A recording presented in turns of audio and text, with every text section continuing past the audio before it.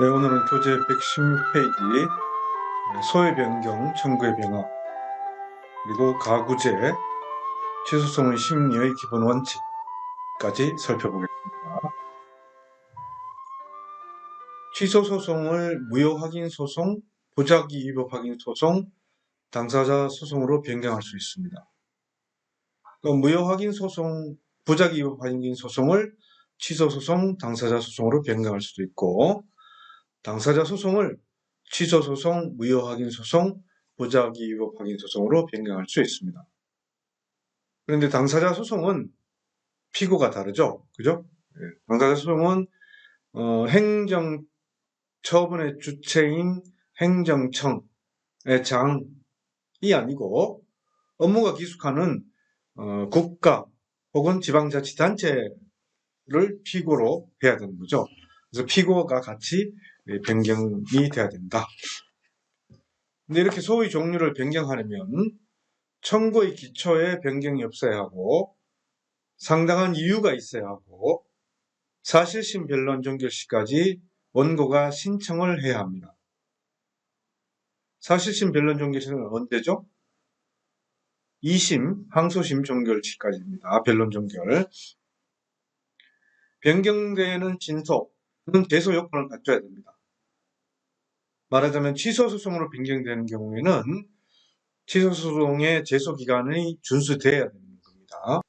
청구의 기초에 변경이 없어야 된다는 부분에서 청구의 기초는 뭐냐 하면은 동일한 사실 또는 경제적 이익에 관한 분쟁에서 그 해결 방법에 차이가 있는 것에 지나지 않는 경우, 그래서 이익설이라고 하는데요. 말합니다. 피고가 새로 변경되는 경우에는 새로이 피고가 되는 사람의 의견 청취 후 법원의 소변경 허가가 있어야 하고 이에 대해서는 즉시 항고가 가능합니다. 만약에 소변경 불허가 결정이 있으면 새로운 피고를 상대로 별도 소송을 제기합니다. 행정소송의 원고는 민사소송법이 준용되기 때문에 청구의 기초에 변경이 없는 한도에서 청구 취지 또는 원인을 변경할 수 있습니다. 청구 취지 원인 변경 신청을 해서 변경된 청구 취지와 원인으로 재판을 계속해 나가는데 그것도 마찬가지로 청구의 기초에 변경이 없어야 된다. 청구의 기초에 변경이 없어야 된다는 것은 동일한 사실 또는 경제적 이익이 가는 분쟁으로서 단지 해결 방법에 차이가 있는 것에 불과한 경우를 말한다. 소송 도중에 행정청의 처분 변경으로 인해서 소변경을 해야 되는 경우에는 처분에 대한 소제기 후 행정청의 처분 변경이 있고 그 처분 변경이 있음을 안 날부터 60일 이내 신청하고 사실심의 변론 종결 전이어야 합니다. 지금까지는 취소소송, 무효확인소송, 보자기 위법 확인소송, 당사자 소송 사이의 소변경이었는데 민사소송과 행정소송 간의 소의 변경은 어떻게 되느냐? 현행에 명시적인 규정은 없습니다. 그러나 판례는 지금 현재 담당하고 있는 수서법원이 행정소송에 대한 관할도 가지고 있는 경우라면 민사소송을 항고소송으로 소변경하도록 심리 판단해야 한다라고 하고 있습니다. 항고소송으로입니다. 그리고 관련된 청구소송을 취소소송이 계속된 법원으로 이송할 수도 있습니다. 관련된 청구소송은 뭐냐면은 당해 처분과 관련된 손해배상, 부당이득 반환, 원상회복 등 청구소송 혹은 당해 처분과 관련된 다른 취소소송 이런 관련 청구소송은 주된 취소소송이 계속된 법원으로 이송할 수 있습니다. 취소소송에 관련 청구소송을 병합하거나 취소소송에 피고 이외의 자를 상대로 한 관련 청구소송을 병합하여 제기하거나 피고를 추가해서 새로운 소송을 병합 제기하는 거, 행정청을 피고로 하는 취소소송에 국가를 피고로 하는 손해배상 청구소송을 병합하거나 이런 식으로 병합 처리된다는 거죠. 그런데 이렇게 병합된 경우에 본래의 취소소송이 부적법 각하되면 병합된 관련 청구도 부적법 각하됩니다. 소변경 청구의 병합, 이송 후 청구의 병합, 관련된 판례를 살펴보겠습니다. 126페이지 9번 주석 판례입니다. 자, 여기 압류처분 무효 확인 소송입니다. 무효 확인 소송이죠. 여기에 압류처분이 무효하면은 압류 등기 말소가 돼야 되니까 압류 등기 말소 청구 소송을 같이 병합시키는 그런 사안이었습니다. 압류처분 무효 확인 소송은 행정소송이죠. 압류 등기 말소 청구 소송은 민사소송이죠. 관련 청구 소송은 병합될 수 있다고 했으니까 병합이 된 경우에는 또 어떻게 됩니까? 원래의 항고소송이 부적법 각하되면 관련 청구 소송도 같이 각하된다고 했죠. 이 사실관계가 좀 재밌습니다.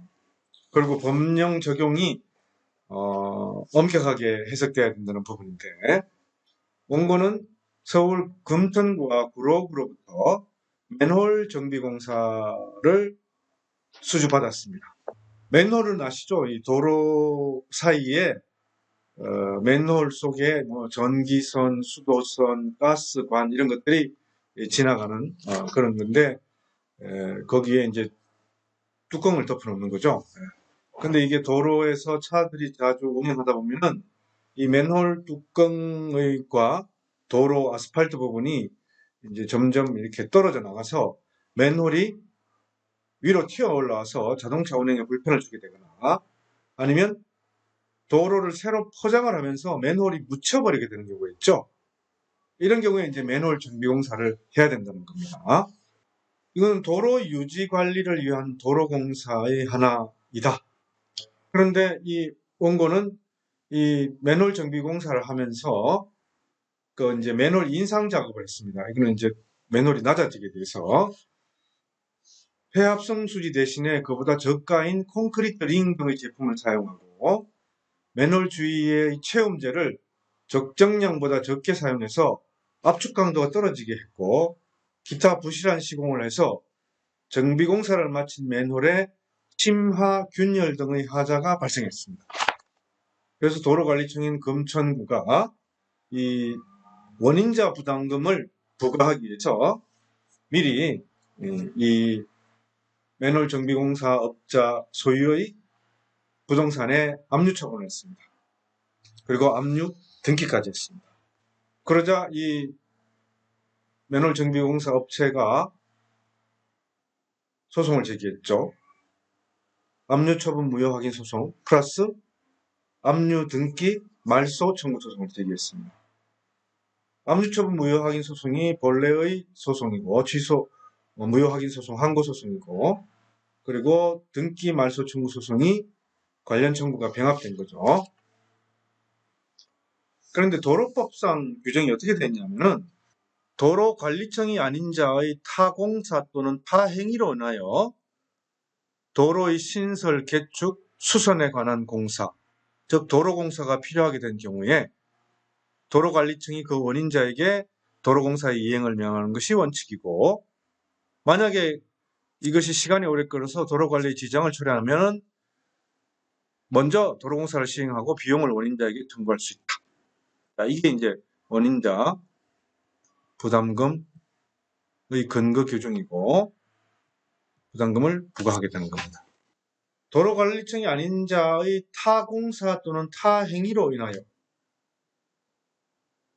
이때 타공사, 타행위가 뭐냐는 문제입니다. 대부분은 타공사 또는 타행위 이로 인하여 필요하게 된 도로공사나 그 도로공사에 필요한 비용 이 원인자 부담금의 대상이 되는 것인데 이것은 뭐죠? 도로의 하자보수공사나 하자보수공사에 가름하는 비용이기 때문에 맨홀 정비공사에 따른 하자의 보수공사를 명하는 겁니다. 그래서 이것은 타공사, 타행위로 인하여 필요하게 된 도로공사가 아니라는 거죠. 맨홀 정비 공사의 하자로 인한 그 하자에 대한 손해배상 청구 혹은 부실 시공으로 인한 부당한 공사비의 절감, 하자로 인한 손해에 대해서 담보 책임을 따지는 그것은 다른 차원이다. 도로법에 나와 있는 타 공사, 타 행위로 인해서 원인자 부담금을 발생시키는 그런 경우가 아니라는 겁니다. 결국은 이 원인자 부담금 부과금 징수를 위해서 압류 처분을 한 것 자체가 도로법의 해석을 잘못한 것이다. 원래의 압류 처분이 잘못됐다는 거죠. 네. 하여간 금천구청에서 원인자 부담금 부과를 한 것은 잘못된 것이다. 그러면 압류 처분한 것도 잘못된 것이고 압류 등기한 것도 무효가 되는 것이죠. 그런데 금천구에서는 어떤 주장을 했느냐면은 원인자 부담금 부과 처분과 압류 처분에 대한 무효 확인 소송 이 두 가지가 생길 수가 있죠. 그런데 원인자 부담금 부과 처분으로 하지 않고 막바로 압류 처분에 대한 무효 확인 소송을 한 거 이건 잘못된 거다. 그래서 원인자 부담금 부과 처분 취소 소송이나 무효 확인 소송 플러스 압류 등기 말소 청구 소송이 돼야 되는데 원인자 부담금 부과 처분이 아니라 압류 처분 무효 확인 소송을 했으니까 이건 원래 소송이 부적법한 거니까 말소 청구 소송도 각하돼야 된다라는 금천구가 주장을 했던 거죠. 그래서 관련된 병합 청구의 소송 요건도 흠필하면은 무조건 각하된다라고 이제 판시는 되어 있는데 사실관계는 원인자 부담금 부과 처분도 할 수 있고 막바로 압류 처분에 대한 항고 소송도 할 수 있다. 그리고 내용상 이것은 잘못된 부과 처분이다. 하자보수공사의 담보 책임, 손해배상 책임의 문제이지 타 행위 혹은 타 공사로 인한 도로공사의 원인자 부담금 부과 내용이 아니다라는 그런 뜻입니다. 네, 그 다음 10번 판례인데요. 보험료 납부 고지 처분 취소 소송입니다. 처분의 취소를 구하는 취소소송에 처분과 관련된 부당이득 관한 소송을 관련 청구로 병합할 수 있다. 그런데 애초에 보험료 부과 처분이 9천만 원 정도 됐는데 6,700만 원 정도가 취소됐어요. 그러니까 3분의 2 정도는 승소한 거죠. 근데 그러면 3분의 2 정도를 부당이득 관한 청구를 인정해야 되는데 법원에서 어떻게 했냐면은 하급심 법원에서 보험료 부과 처분 취소 소송이 확정되지 않았다. 그러니까 부당이득 관한 청구는 처분의 취소를 전제로 인용 여부를 판단해야 되는데 처분의 취소를 확정되는 것을 기다려야 된다라는 주장 이유로 기각했습니다. 이것은 위법하다는 것입니다. 그 다음 1-8 가구제입니다. 가구제는 집행정지의 문제입니다. 집행정지. 취소소송을 제기해도 처분의 효력이나 집행 또는 절차의 속행에 영향이 없습니다. 행정처분은 그대로 계속합니다. 그래서 회복하기 어려운 손해를 예방하기 위해 긴급한 필요가 있는 경우 집행정지를 인정합니다. 요건은 본안이 계속 중일 것, 정지대상 처분이 존재할 것, 회복하기 어려운 손해 예방, 긴급한 필요, 공공복리에 중대한 영향을 미칠 우려가 없을 것, 본안 청구의 이유 없음이 명백하지 않을 것, 이 6가지가 요건입니다. 본안이 계속 중일 것, 뭐 당연하죠. 정지대상 처분이 존재할 것, 당연합니다. 사회통념상 금전배상이나 원상 회복이 불가능한 경우를 회복하기 어려운 손해라고 합니다. 이것을 예방하기. 그리고 시간적으로 절박해서 본안 판결을 기다릴 여유가 없는 상태. 이것을 긴급한 필요라고 합니다. 이 6가지 요건이 충족되어야만 집행정지가 됩니다. 만약에 집행정지 결정이 내려지면 그 결정에 대한 불복은 즉시 항고라는데 즉시 항고를 해도 또 집행정지 결정의 집행을 정지하는 효력이 없습니다. 집행정지 결정이 그대로 가는 거죠. 이때 불복 사유는 요건 판단에 가는 것이고 권한 처분의 위법성을 이유로 할 수 없고 집행정지로 처분의 효력은 정지되고 집행이 정지되며 절차 속행도 정지됩니다. 다만 집행정지, 절차 속행 정지로 목적 달성이 가능한 경우는 효력 정지까지는 허용되지 않습니다. 집행정지의 종기의 정함이 없으면 본안 판결 확정 시까지 정지 효력이 존속합니다. 언제까지 집행정지한다라는 판결 결정 주문이 없으면 본안 판결 확정 시까지 정지 효력이 존속합니다. 대부분은 그 신급이 결론이 날 때까지, 심급의 판결 선고치까지 1심에서 집행정지 신청해서 인정이 되면은 1심 판결 선고치까지만 정지시키려는 경우가 많습니다. 집행정지도 당사자인 행정청과 관계 행정청을 기속합니다. 집행정지 결정 이후에 발생한 사유로 공공복리에 중대한 영향을 미치거나 정지 사유가 없어진 경우에는 당사자의 신청 또는 직권으로 집행정지를 또 취소할 수 있습니다. 이 취소소송에서 민사 집행법상의 가처분을 준용할 수 있는데 판례는 부정하고 있습니다. 왜냐하면 집행정지, 효력정지, 행정소송법에 나와 있는 그것을 적용하면 되니까. 근데 학설은 수익적 처분 신청의 거부, 일정한 금지 신청의 거부의 경우에 이건 집행정지 할 부분이 없잖아요. 그죠? 수익적 처분 신청의 거부. 집행정지 대상이 없지 않습니까? 그죠? 일정한 금지 신청의 거부. 거부 처분이니까 집행정지하고 말 것도 없단 말이죠. 이런 경우에 민사소송법상의 가처분 제도를 이용해가지고 잠정적으로 처분을 받는 것이 실효적 권리수단의 확대에 도움이 된다. 라고 해서 이제 학설은 제한적 긍정토를 취하고 있지만 아직 판례는 민사소송법상의 가처분은 행정소송상의 집행정지 혹은 효력정지 이런데 준용될 수 없다라고 하고 있습니다. 그러나 당사자 소송의 경우에는 가압류 가집행 선고가 인정되기 때문에 가처분이 인정됩니다. 당사자 소송은 사법관계에 관한 내용을 본질로 하기 때문에 그러나 국가 상대 당사자 소송에서는 가집행 선고가 되지 않습니다.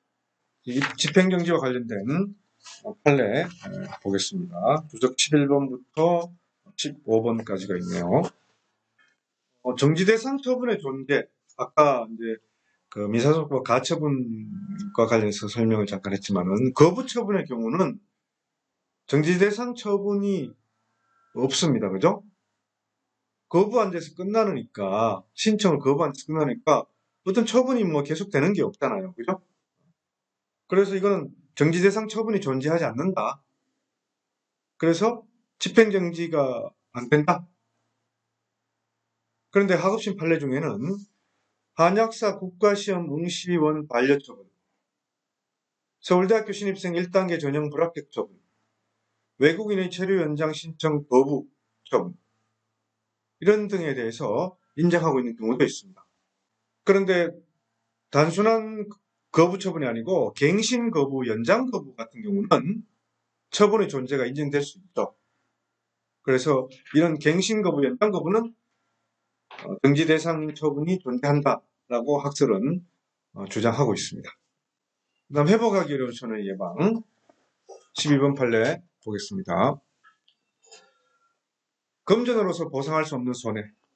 금전보상이 불능인 경우 내지는 금전보상으로는 사회관념상 행정처분을 받은 당사자가 참고 견딜 수 없거나 참고 견디기가 곤란한 경우의 유형, 무형의 손해, 경제적 손실, 혹은 기업 이미지, 신용의 훼손으로 인하여 사업자의 자금 사정이나 경영 전반에 미치는 파급 효과가 매우 중대한, 그래서 중대한 경영상의 위기를 맞게 되는 그런 경우. 이런 경우는 회복하기 어려운 손해라고 본다는 거죠. 그럼 13번 주석이 이제 4대강 살리기 마스터 플랜 때에 따른 여러 가지 이제 소송이 많이 있었는데 그 중에 하나입니다. 13번 주석과 15번 주석이 동일한 판례인데 그 요건에 관한 판단이 다르기 때문에 따로따로 주석을 정리를 했습니다. 13번 주석은 이제 회복하기 어려운 손해의 예방인데 이 4대강 살리기 마스터 플랜에 따른 한강 살리기 사업 구간 인근에 거주하는 주민들이 각 공구별 사업 실시 계획 승인 처분에 대한 효력 정지를 신청했습니다. 그런데 가만히 보니까 이 사람들은 국가 소유의 하천 부지에서 국가로부터 하천 점용 허가를 받아서 경작을 해온 사람들입니다. 소유자가 아니라는 거죠.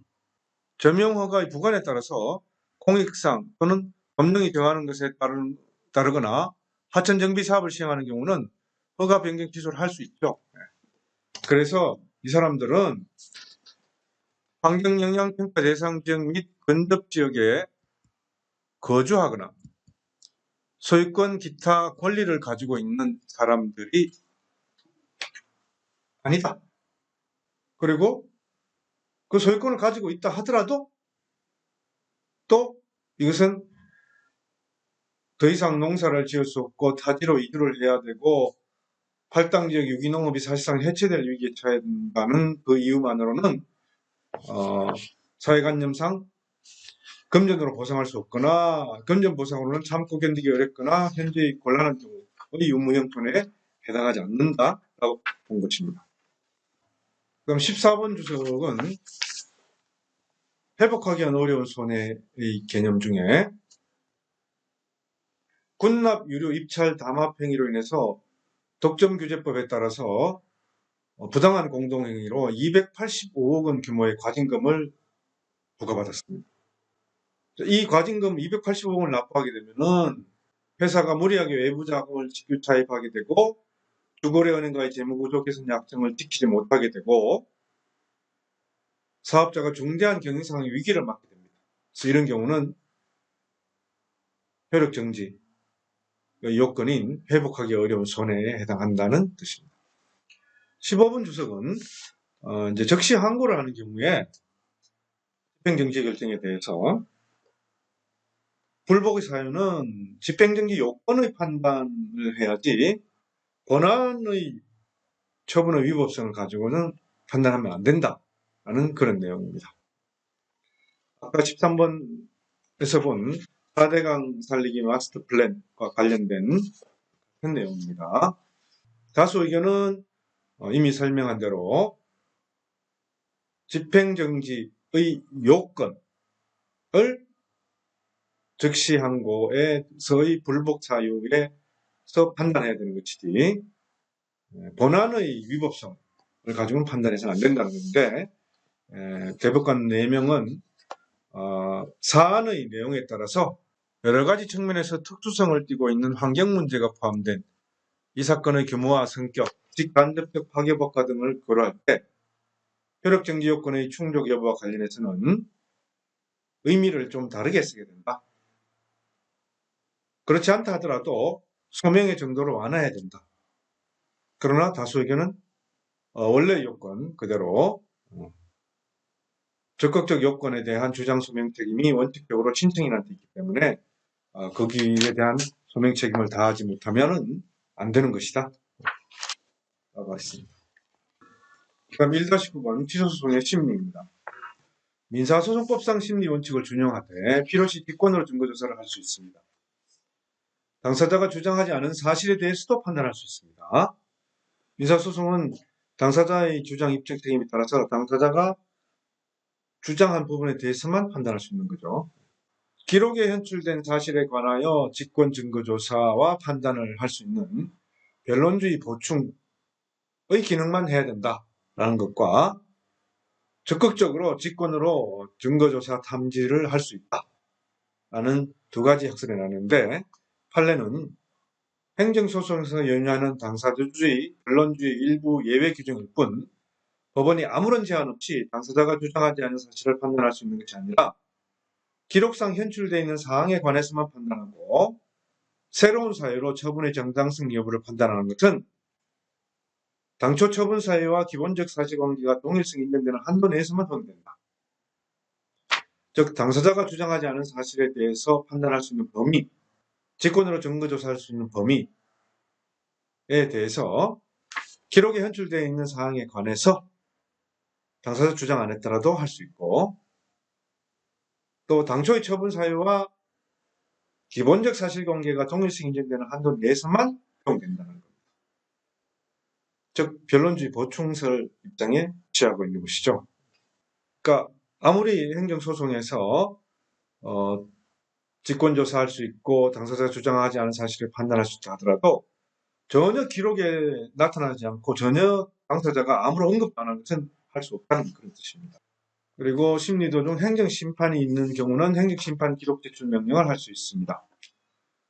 전체적인 입증 책임은 법률 요건 분류설, 입증 책임 분배설에 따라서 권한 행사 규정의 경우는 권한 행사 주장자에게, 권한 불행사 규정의 경우에는 권한 불행사를 주장하는 자에게 있습니다. 권리 근거 규정, 권리 장애 규정, 권리 소멸 규정, 이거에 따라 입증 책임이 분배되죠. 민사소송 입증 책임은. 그에 맞춰서 같이 적용된다는 뜻입니다. 16번 주석입니다. 국가유공자 비해당 결정 처분 취소. 자, 국가유공자에 해당하지 않는다는 결정의 사유가 공무수행과 상의는 상해를 입은 걸 말하는 거죠. 상해 사이에 인과관계가 없다는 것이 하나 있고, 그 다음 인과관계가 있다 하더라도 본인 과실이 너무 커서 지원 대상자에 해당할 뿐이라는 것. 그러니까 국가유공자가 아니고 그냥 지원 대상자에 해당할 뿐이라는 것. 이 두 가지가 완전히 기본적 사실관계가 다른 거죠. 그래서 처분청이 공무수행 사이에 인과관계가 없다는 이유로 국가유공자 비해당 결정을 한 데 대해서 법원이 인과관계의 존재는 인정하면서 직권으로 본인 과실이 경합된 사유가 있다는 이유로 처분이 정당하다고 판단했습니다. 이것은 행정소송법이 허용하는 직권심사주의 한계를 벗어난 겁니다. 다음 사례는 지원 공상군경 요건 해당 결정 통지 취소. 아까 이제 국가유공자와 지원 대상자라고 그랬죠. 지원 대상자인 공상군경. 공상은 공무적으로 상해를 입은 경우. 본인의 과실이 있고 본인의 고의 중과실이 있더라도 불가피한 사유가 있으면 국가유공자로 인정될 수도 있습니다. 이런 불가피한 사유는 본인의 주관적 책임을 면제해주는 예외적 정당한 사유로서 객관적 사정에 비추어서 엄격하게 해석돼야 됩니다. 불가피한 사유 없이 본인의 과실이나 본인의 과실이 경합된 사유로 사망 또는 상해를 입은 것은 재해 또는 상해 발생 가능성이 있음에도 원인된 행위로 나아갈 수밖에 없는 객관적 사정이 없이 본인 부주의로 재해가 발생하거나 그로 인한 상해가 확대된 경우를 의미한다. 그래서 이에 관한 책임은 처분청에게 있다는 겁니다. 본인의 과실이나 본인의 과실이 경합되어서도 사실은 불가피한 사유가 인정되면은 국가유공자로 인정받을 수 있는데 그런 객관적인 사정이 없었다. 불가피한 사유가 없었다. 라는 부분에 대한 증명 책임은 처분청에 있다는 것이죠. 이 사안은 그 군대 근무하면서 축구 경기를 하다가 다친 사안입니다. 축구 경기를 하다가 과도하게 드리블을 해서 들어가다가 상대방이 태클을 걸어와서 이제 넘어져서 다쳤는데 상대방이 태클을 걸어와서 다칠 수 있다는 것을 충분히 예상할 수 있다. 그런데 그 예상하면서도 부주의로 계속해서 나아간 것이다. 그래서 이것은 불가피한 사유로 볼 수 없다. 그래서 국가유공자는 안 된다. 그래서 지원 대상자에 해당될 뿐이다. 라는 그런 의미로 한 것인데 이 본인의 부주의로 재해가 발생한 것. 특히 불가피한 사유가 있었느냐. 그런 객관적인 사정이 축구 경기 하다가 상대방 진영으로 드리블 해서 가는 것이 과연 불가피한 사유냐.